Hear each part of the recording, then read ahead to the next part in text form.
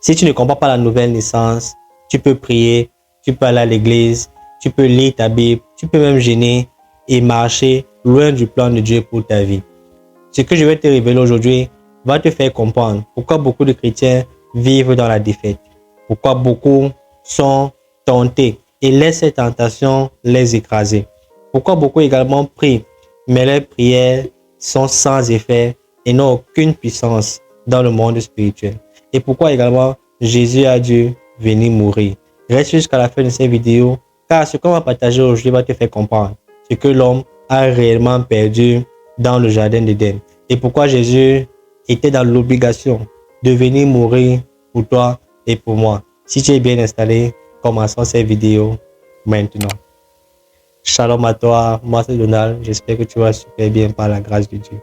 Sur cette chaîne, nous parlons de tous les sujets bibliques qui vont t'aider à être un meilleur disciple, qui vont t'aider à aimer le Seigneur davantage et qui vont te pousser à grandir dans ta foi et à marcher avec assurance, sachant ce que le Seigneur dit de toi et marchant dans l'identité de Christ pour ta vie.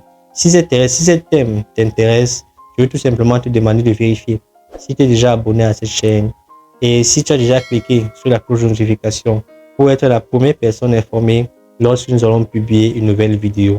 N'hésite pas également à aller regarder les autres vidéos que nous avons partagées sur cette chaîne, car je crois, par la grâce de Dieu, qu'elles peuvent te toucher, t'édifier et te pousser à grandir également dans ta foi. N'hésite pas à partager cette vidéo à la fin si elle t'a touché et si elle t'a poussé à voir Jésus différemment, à grandir dans ta foi et à grandir également dans ta connaissance du Seigneur Jésus. Si c'est déjà fait, parlons d'un sujet qui est pour moi le plus important dans la foi chrétienne. Je ne parle pas ici de religion, je ne parle pas d'église, je ne parle pas de bonnes œuvres, la nouvelle naissance. Jésus a dit à Nicodème, en vérité, je te dis, si tu ne nais de nouveau, tu ne peux entrer dans le royaume des cieux. Jean 3, verset 3. Ce verset nous donne de retourner dans le jardin d'Éden pour savoir tout ce qui s'est passé et là où tout a basculé. La Bible nous fait comprendre dans le livre de Genèse 1, verset 27 à 28. Nous allons lire exactement ce que la Bible dit par rapport à ça et ensemble, nous allons décortiquer ce sujet pour savoir pourquoi Jésus est venu mourir à la croix. Est-ce qu'il est venu mourir pour effacer tes péchés ou il est venu mourir pour te donner quelque chose que tu as perdu dès le commencement? La Bible nous fait comprendre du verset 27 à 28. La Bible dit, Dieu créa l'homme à son image, il le créa à l'image de Dieu. Il créa l'homme et la femme. Le verset 28 dit, Dieu les bénit et Dieu les dit, soyez féconds, multipliez, remplissez la terre et l'assujettissez et dominez sur les poissons de la mer, sur les oiseaux du ciel et sur tout animal qui se meut sur la terre. Quel verset formidable. Ici nous voyons que Dieu a voulu créer l'homme à son image et à sa ressemblance. Ça veut dire que l'homme était censé avoir l'image et la nature de Dieu. Quand on parle de l'image de Dieu, on parle de la gloire. Dieu est glorieux.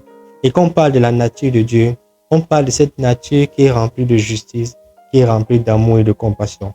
La Bible nous fait comprendre également en parlant de la nature de Dieu que cette nature est lumière, car Dieu est lumière. La Bible nous fait comprendre dans Jean 1, verset 1 jusqu'au verset 4. La Bible dit, au commencement était la parole. La parole était avec Dieu et la parole était Dieu. Rien de ce qui a été fait sans elle et tout ce qui a été fait par elle. En elle était la vie et la vie était la lumière du monde. Ça veut dire que si Dieu a créé l'homme à son image et avec sa nature, ça veut dire que dès le commencement, l'homme également était lumière. L'homme avait cette gloire qui représentait la nature de Dieu qu'il avait en lui. L'homme également était dans la présence de Dieu. Dans le jardin d'Éden, la Bible nous fait comprendre que Dieu venait de temps en temps communier avec l'homme, passer du temps avec l'homme. Ça veut dire que l'homme était censé vivre dans la présence de Dieu 24 heures sur 24. La communion de Dieu également, la nature et la sagesse de Dieu était en l'homme. Parce que n'oubliez pas que l'homme a pu nommer tous les animaux qui sont venus à lui sans ordinateur, sans machine sophistiquée, tout simplement avec la nature, la sagesse et la connaissance que Dieu avait mis en lui. Nous voyons ici avec ce que nous avons déjà lu, ce que l'homme était dès le commencement. La Bible nous fait comprendre dans Matthieu 5 que vous êtes le sel de la terre, la lumière du monde. Ça reflète la lumière qui est Dieu, parce que l'homme était censé être à la nature et à la ressemblance, à l'image de Dieu. Parfois, Dieu te met dans un environnement où il t'a tout donné. Mais tu te laisses parfois guider par tes émotions. Tu te laisses parfois guider par ton envie de vouloir obtenir certaines choses. Tu ne vis pas dans le contentement. Tu ne vis pas dans le fait de profiter de l'instant présent, des opportunités que Dieu te présente, de vivre dans cette condition, dans cet environnement que Dieu a créé pour toi. Ce qui est parfait pour Dieu est parfois imparfait pour les hommes. Et quand tu trouves déjà des raisons de ne pas apprécier ce que Dieu t'a donné, de ne pas apprécier l'autorité, le pouvoir que Dieu t'a donné, parce que ce que l'homme avait, il avait l'autorité, il avait le pouvoir, parce qu'il était appelé à dominer sur les animaux, à dominer sur les poissons, à dominer sur tout être, toute créature qui était sur la terre. Et parce que parfois tu es dans cette situation, tu es dans cette manière de penser, de ne pas apprécier à sa juste valeur ce que Dieu te donne, de ne pas jouer et de vivre dans le contentement, sachant que ce que Dieu te donne est ce qui est parfait pour toi à cet instant. Et c'est là que le tentateur arrive. La Bible nous fait comprendre dans Genèse 3. Lisons ce verset, c'est également très intéressant. Dans Genèse 3, à partir du verset 1. Je vais lire la partie B. La Bible dit, c'est Satan qui parle. Dieu a-t-il réellement dit, vous ne mangerez pas de tous les arbres du jardin? Dieu a-t-il réellement dit? Quand tu es entouré de personnes qui te font douter de ce que ta source t'a dit, quand tu es entouré de personnes qui veulent te faire voir d'une autre façon, qui veulent te donner une autre vision de la vision principale que ta source t'a donnée, tu dois t'éloigner de cette personne. Tu ne dois jamais entretenir cette relation-là, parce que c'est une relation qui n'est pas une relation de destinée. Et il continue en disant ceci. Le verset 2, la Bible dit, la femme répondit au serpent, nous mangeons du fruit des arbres du jardin. Le verset 3, mais quant au fruit de l'arbre qui est au milieu du jardin, Dieu a dit, vous ne mangerez point et vous ne toucherez point, de peur que vous ne mouriez. Parfois, en tant que chrétien, on a l'habitude de prier que Seigneur, révèle-moi ta volonté, qu'est-ce que tu attends de moi? Mais parce que tu es chrétien et parce que tu as le Saint-Esprit en toi, tu sais ce que Dieu dit. Tu marches tous les jours avec la pensée de Dieu pour ta vie. Tu marches tous les jours avec une vision claire de ce que Dieu attend de toi.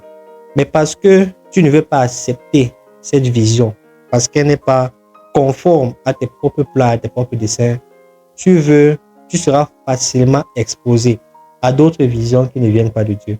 Et pour toi, tu vas facilement accepter ces autres visions-là parce que elles sont attrayantes, elles t'attirent, elles te poussent à voir les choses différemment et à penser que c'est meilleur, cette vision-là est meilleure que la vision que Dieu m'a présentée. Tu sais que Dieu t'interdit de faire quelque chose. La femme savait que Dieu les avait interdit de manger ce fruit, mais pourquoi elle a fini par manger? Parce qu'elle s'est exposée à l'ennemi de sa foi, s'est exposée à l'ennemi de son avenir. Et le diable savait,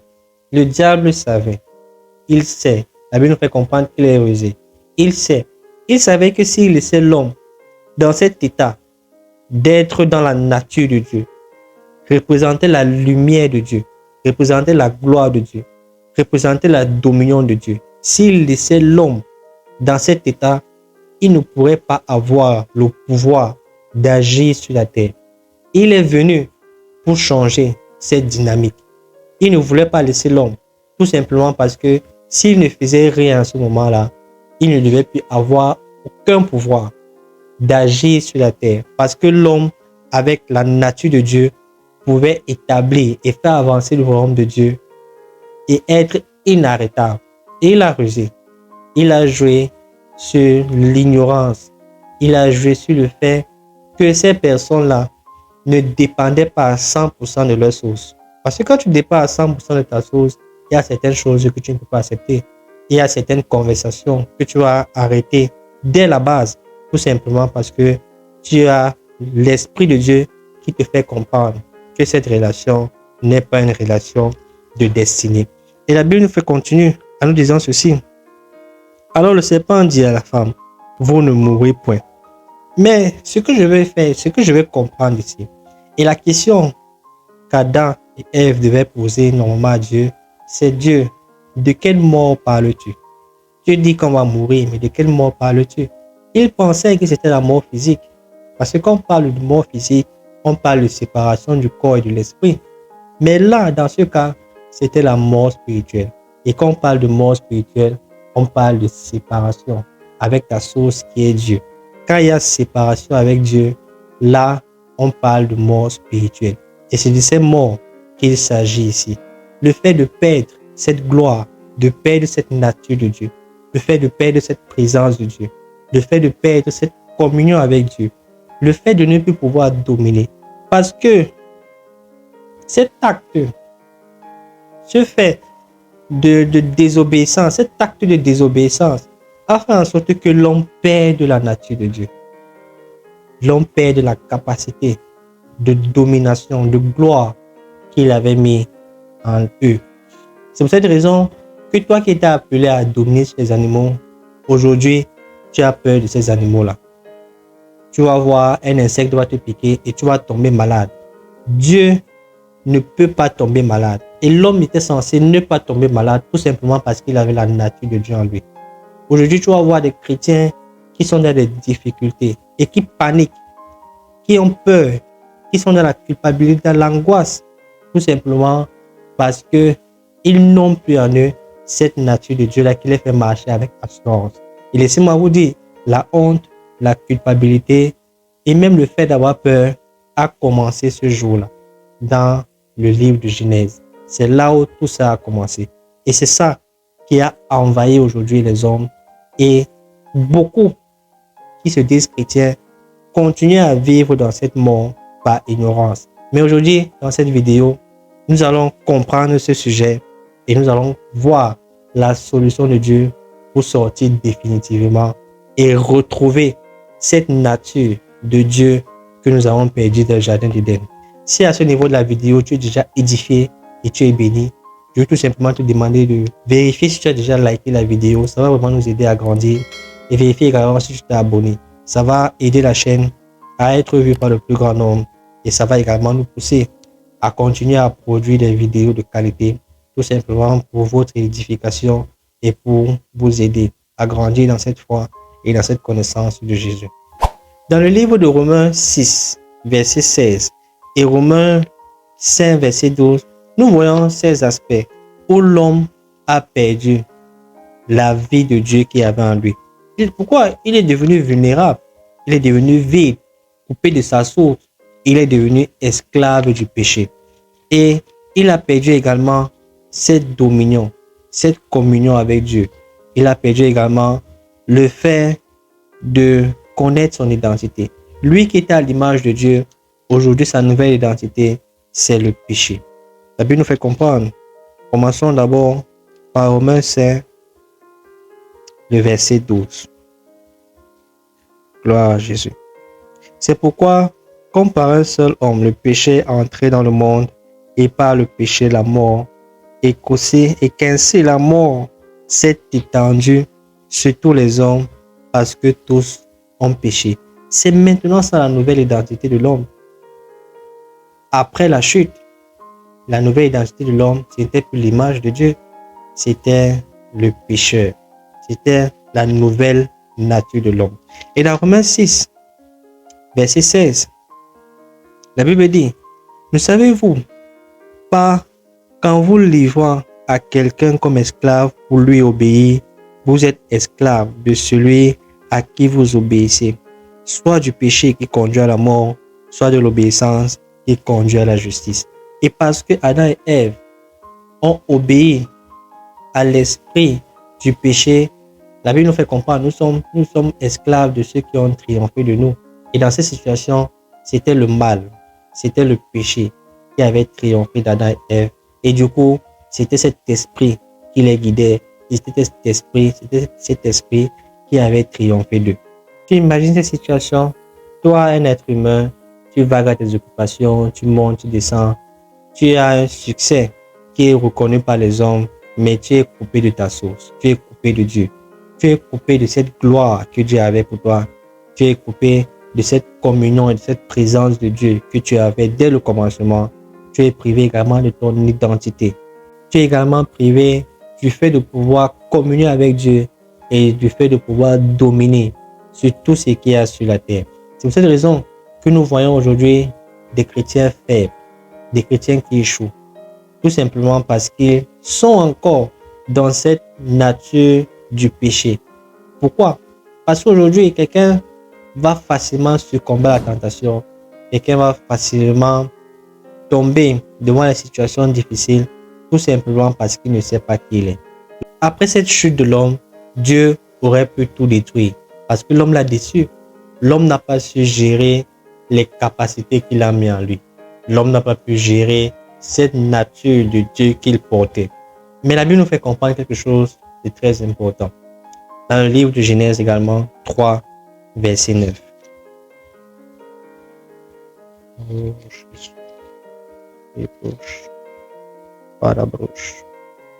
La Bible dit, mais l'Éternel Dieu appela l'homme et lui dit, où es-tu?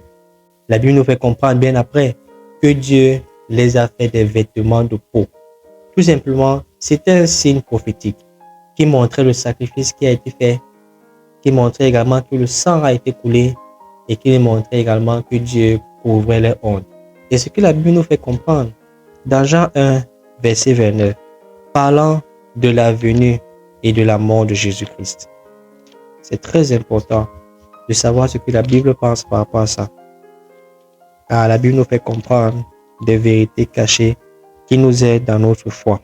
La Bible dit, le lendemain, il vit Jésus venant à lui et dit, voici l'agneau de Dieu qui ôte le péché du monde. La Bible nous fait comprendre dans Jean 3, verset 16, que Dieu a tant aimé le monde qu'il a donné son Fils unique, afin que quiconque croit en lui ne périsse point, mais qu'il ait la vie éternelle. La Bible nous fait comprendre également dans 1 Pierre 2, je vais retrouver ce verset, tu vas voir l'amour de Dieu pour l'humanité.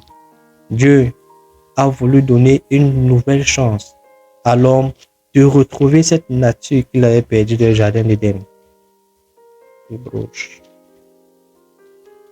La Bible dit, dans 2 Pierre 3, verset 9, le Seigneur ne tarde pas dans l'accomplissement de la promesse, comme quelques-uns le croient, mais il use de patience envers vous, ne voulant pas qu'aucun périsse, mais voulant que tous arrivent à la repentance. Dieu, le souhait de Dieu, c'est que tous arrivent à la repentance. Car le but de Dieu, c'est de nous redonner cette nature que nous avons perdue dans le jardin d'Éden. C'est de nous redonner cette présence de lui que nous avons perdue dans le jardin d'Éden. C'est pour nous donner cette communion avec lui, cette domination que nous avions dès la base, qui nous poussait à faire des exploits avec Dieu. Cette relation qui nous poussait à faire des exploits avec Dieu. Dieu veut que tous viennent à la repentance, tout simplement parce qu'il veut donner à l'homme la place qu'il avait avant la chute dans le jardin d'Éden. C'est pour cette raison que Dieu, assis sur son trône, il a regardé. Dans l'Ancien Testament, il a vu les Abraham qui ont commencé, mais qui n'ont pas pu être dignes pour mourir pour les hommes. Il allait voir Moïse, il a vu David, il a vu le grand Salomon, il a vu tous les prophètes de l'Ancien Testament et il n'a trouvé personne digne de mourir pour cette grande cause. C'est pour ça que lui-même, il s'est levé. La Bible nous fait comprendre qu'il s'est fait chair et il est venu pour mourir pour toi et pour moi. Tout simplement parce qu'il fallait que cette prophétie que la Bible nous fait comprendre dans Genèse 3 se réalise. Lui qui était censé venir mourir, l'agneau immolé, qui doit venir mourir pour sauver l'humanité, pour sauver les hommes. Et la Bible nous fait comprendre que Dieu est venu sur la terre, il a vécu sur la terre. Et la Bible nous fait comprendre qu'il a donné un signe à Jean-Baptiste. Parce que Jean-Baptiste était celui-là qui annonçait la venue de Jésus. Et Jean-Baptiste avait pour signe que celui que tu vas baptiser et l'Esprit de Dieu va descendre sur lui, c'est lui le Messie. Et dès qu'il a baptisé Jésus et la colombe est descendue, qui est le signe du Saint-Esprit qui se reposait sur Jésus, il a su que celui-ci est le Messie.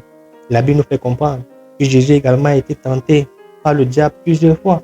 Parce que le diable s'est dit, si j'ai pu résister avec Abraham, avec Moïse, avec Isaïe, avec les grands prophètes de l'Ancien Testament, je pourrais également résister et faire tomber cet homme de Jésus. Il a essayé plusieurs fois, plusieurs tentations, et Jésus est resté focus. Jésus est resté confiant et dans l'assurance du plan glorieux qu'il était venu faire sur la terre. Jésus était en train de dire à Satan, ici dans le désert, ce n'est pas mon plan de bataille. Je ne suis pas venu pour te combattre ici, je suis venu te combattre sur la croix. Donc c'est sur la croix que je vais vaincre ce combat. Et Satan croyait qu'en tuant Jésus, il pouvait mettre fin à cette ambition. Parce que c'était pour lui une ambition. C'était pour lui une prophétie qu'il ne fallait jamais que ça se réalise. Et il s'est dit qu'en tuant Jésus, il allait mettre fin à cette mascarade. Et la Bible nous fait comprendre un verset biblique que j'aime beaucoup. Et si moi vous lisez ce verset que j'aime beaucoup, c'est dans 1 Corinthiens 2, verset 8.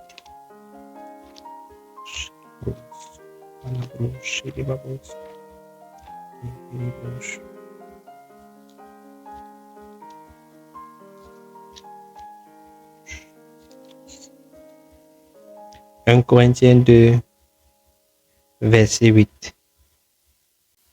La Bible dit, sagesse qu'aucun des chefs de ce siècle n'a connue, car s'ils l'eussent connu, ils n'auraient pas crucifié le Seigneur de gloire. Satan croyait qu'il détruisait Jésus. Satan croyait qu'il mettait fin à cette prophétie, mais il ne savait pas qu'il était en train d'accomplir la volonté de Dieu. Parfois, Dieu laisse un peu de place à ton ennemi. Tu vois, parfois Dieu te demande de rester calme. Dieu te demande de garder ta position. Tout simplement parce qu'il veut laisser le diable t'aider à accomplir la prophétie qu'il avait fait dans ta vie. Tu dois avoir le discernement pour savoir que ce que mon ennemi est en train de faire est dans le plan parfait de Dieu pour ma vie. Et tu ne dois pas le combattre en retour. Tu dois laisser aller le processus. Tu dois te laisser guider par le Saint-Esprit. Et tu vas voir comme Jésus. On a amené Jésus, on l'a fouetté, on l'a crucifié. Et Satan était content, mais il ne savait pas que c'était l'accomplissement de Dieu pour sauver l'humanité. C'est pour cette raison que je vais prophétiser dans la vie de quelqu'un ici qui écoute ma voix. Que ce que tes ennemis font autour de toi, que ces situations difficiles, tout ce qui s'est passé, comme dans la vie de Job, c'était le plan parfait de Dieu. Et que je déclare que tout ce qui se passe autour de toi, cette difficulté que tu penses que ça va seulement te mettre au chaos, que ça va te faire tomber, ça va te faire chuter, cette difficulté, cet ennemi qui te semble très fort dans ta vie, il est juste en train d'accomplir les desseins de Dieu pour ta vie. Que Dieu t'accorde le discernement pour savoir que tu es dans son plan parfait. Pour garder ta position, pour garder le cap, pour continuer à adorer, à danser, à chanter, à crier des louanges, gloire à Jésus. Tout simplement parce que Dieu orchestre. Il est celui-là qui est en train de faire défiler devant toi toute cette manœuvre pour te pousser dans son plan parfait. Gloire à Jésus. Tu marches dans la victoire, tu marches dans la gloire de Jésus-Christ. Et aucun ennemi, aucune difficulté, aucune malédiction n'est assez puissante pour stopper cette prophétie de Dieu dans ta vie. Tu es la seule personne qui peut mettre fin au plan de Dieu pour ta vie. Et parce que tu veux continuer à grandir, parce que tu veux continuer à aimer le Seigneur et marcher dans l'obéissance, personne, ni l'ennemi, ni le diable ne peut empêcher cette prophétie de se réaliser dans ta vie, dans le nom puissant de Jésus-Christ. Christ est venu mourir pour toi. Nous avons les deux versets qui reflètent cette bonne nouvelle du Seigneur pour nos vies. Dans Romains 5, verset 8, la Bible nous dit quelque chose qui réjouit nos cœurs. Romains 5, verset 8. Mais Dieu prouve son amour envers nous, en ce que lorsque nous étions encore des pécheurs, lorsque nous étions encore après la chute, là où nous avons tout perdu, là quand nous étions encore des pécheurs, Christ est mort pour nous. Dieu n'a pas attendu que tu reconnaisses d'abord que tu as chuté. Dieu n'a pas attendu que tu viennes vers lui pour demander pardon. Il a pris les devants et il est venu mourir pour toi, pour te laisser cette opportunité, cette chance de saisir cette grâce qu'il t'offre pour commencer à retrouver cette gloire, cette communion avec lui, cette présence que tu avais avec lui dès le jardin d'Éden, dès le commencement. Dans Acte 4 également, verset 12, là nous avons également un deuxième verset qui réjouit le cœur. Acte 4, le verset 12. Alléluia, Jésus. La Bible nous fait comprendre. Il n'y a de salut en aucun autre, car il n'y a sous le soleil aucun autre nom qui ait été donné parmi les hommes par laquelle nous devions être sauvés. Le seul nom qui sauve, c'est Jésus-Christ. Et ce salut est disponible pour toi. Ce salut est disponible aujourd'hui. La Bible nous fait comprendre dans Romains 10, versets 9 à 10. Là également, nous avons le principe ultime si nous voulons rentrer en possession de tout ce que l'homme a perdu dans le jardin d'Éden après la chute. Dans Romains 10, verset 9 à 10, la Bible dit, verset 9, si tu confesses de ta bouche le Seigneur Jésus et si tu crois dans ton cœur que Dieu l'a ressuscité des morts, tu seras sauvé. Tu confesses de ta bouche et tu crois dans ton cœur que Dieu l'a ressuscité des morts, tu seras sauvé. Le verset 10 dit, car c'est en croyant du cœur qu'on parvient à la justice et c'est en confessant de la bouche qu'on parvient au salut, selon ce qui est dit des Écritures. Gloire à Jésus.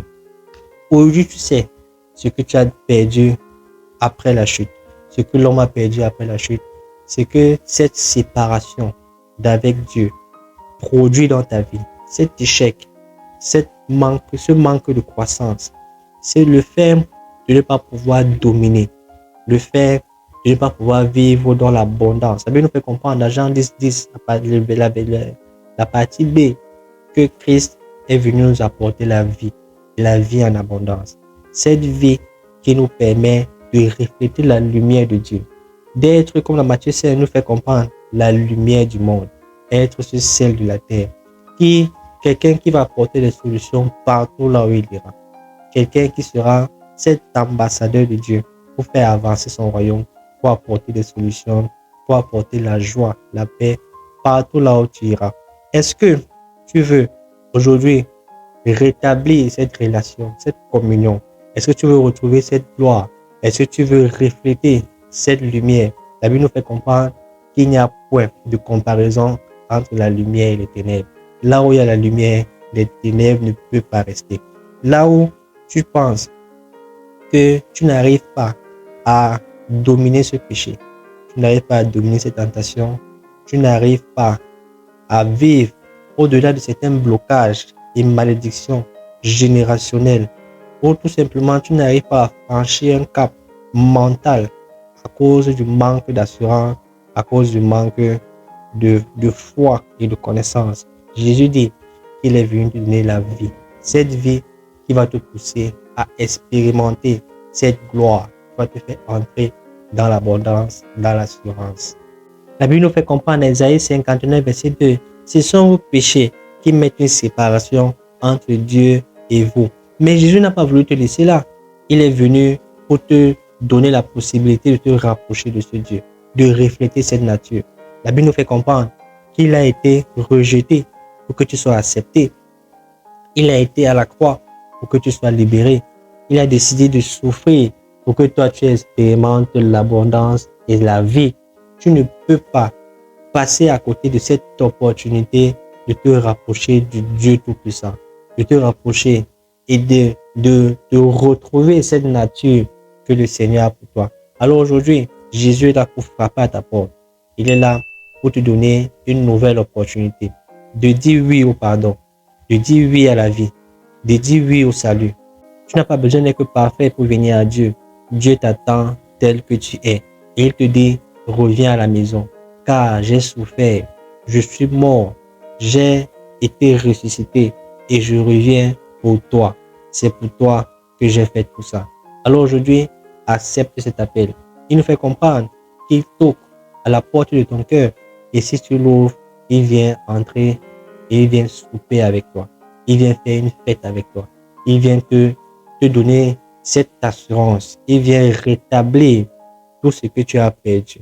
Il vient restaurer tout ce que tu as perdu au travers de cette séparation que tu as vécue pendant beaucoup d'années. Alors aujourd'hui, si tu es prêt à répondre à cet appel, si tu es prêt à expérimenter cette vie, si tu es prêt à retrouver cette nature, cette gloire, cette présence, cette communion de Dieu, je veux tout simplement que tu répètes cette prière avec moi. Mais n'oublie pas, ce que la Bible nous fait comprendre dans Romains 10, c'est en croyant du cœur qu'on parvient à la justice, mais c'est en confessant de ta bouche.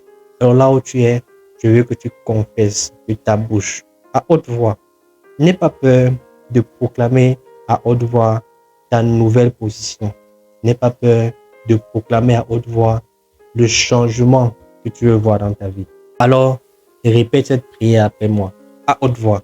Dis Seigneur Jésus, je reconnais que je suis un pécheur. J'ai besoin de toi. Viens aujourd'hui et lave-moi de mes péchés. Viens aujourd'hui et donne-moi cette nouvelle opportunité de me rapprocher de toi. Je crois et je confesse que tu es Seigneur de ma vie. Je crois que tu es mort à la croix et qu'au troisième jour, tu es ressuscité pour m'apporter ce salut. Merci de m'accepter aujourd'hui comme ton enfant. Viens Seigneur, éloigne de moi tout ce qui m'empêche de progresser, d'avancer et de marcher avec toi. Sur ce nouveau chemin, je veux Seigneur vivre pour toi. Je t'accepte aujourd'hui comme mon Seigneur et Sauveur personnel. Dans le nom de Jésus, j'ai prié. Amen. Amen. Gloire à Jésus. La Bible nous fait comprendre qu'il y a de la joie dans le ciel quand une âme se convertit. Et je peux dire, au travers de ce salut, tu apportes la joie dans le ciel. Le Seigneur te guide, le Seigneur a ses yeux fixés sur toi. Tu commences un nouveau chapitre de ta vie où tu retrouves au travers du Saint-Esprit à l'instant T la nature de Dieu que tu avais perdue après la chute. Dieu te transforme à une nouvelle créature et tu commences à expérimenter ses bontés, sa grâce et sa vie à partir d'aujourd'hui. Gloire à Jésus pour ce qu'il a fait. N'hésite pas à t'abonner si ce n'est pas encore fait. Regarde également si tu as déjà liké la vidéo. Partage également cette vidéo car je crois que tu veux également que beaucoup retrouvent cette nature qu'ils ont perdue après la chute. Moi, je te dis à très très vite pour une autre vidéo qui va par la grâce de Dieu te bénir, t'édifier et te toucher. À très vite. Prends bien soin de toi et la paix sur toi.